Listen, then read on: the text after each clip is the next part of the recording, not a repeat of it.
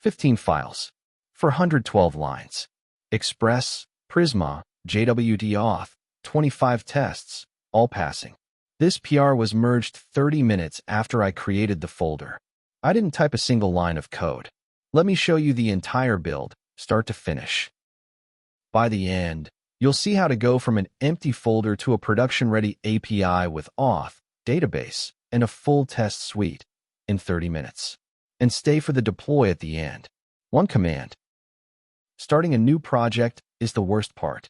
Package.json, TypeScript config, Prisma schema, auth middleware, validation, tests, hours of boilerplate before you write any real logic.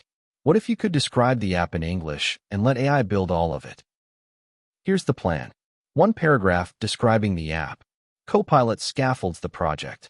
Then I add features one by one. Auth, CRUD, validation, rate limiting. At the end, I ship it with a full test suite. Let's start the clock. Empty folder. One sentence.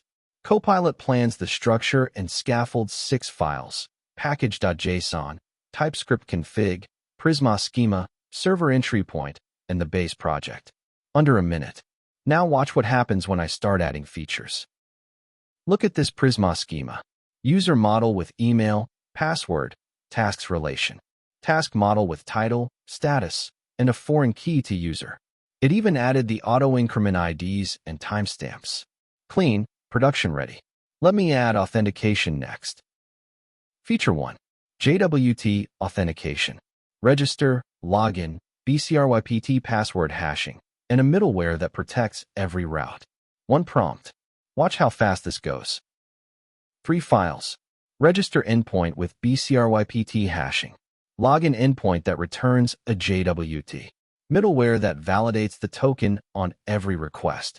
Copilot understood the Prisma schema and wired everything up automatically. Now let's add the core feature. The auth middleware extracts the bearer token from the authorization header, verifies it with JWT, attaches the user ID to the request, and passes it along. Proper error handling for missing and invalid tokens. This is exactly how you'd write it by hand, except I didn't write a single character. CRUD endpoints for tasks. ZOD validation on every input. Rate limiting at 100 requests per minute. 3 prompts. 3 features. Each one took under a minute. The app is growing fast, but does it actually work? Let me add tests. Time for tests. 25 of them. Auth flows, CRUD operations, permissions, edge cases. Every scenario a reviewer would ask about. One prompt. 25 tests. All passing. 3.2 seconds. Auth registration, login, token validation. Task CRUD with permissions. A user can't delete another user's task. Edge cases for bad input, expired tokens, and rate limit violations. Copilot thought of scenarios I would have missed. Look at these tests.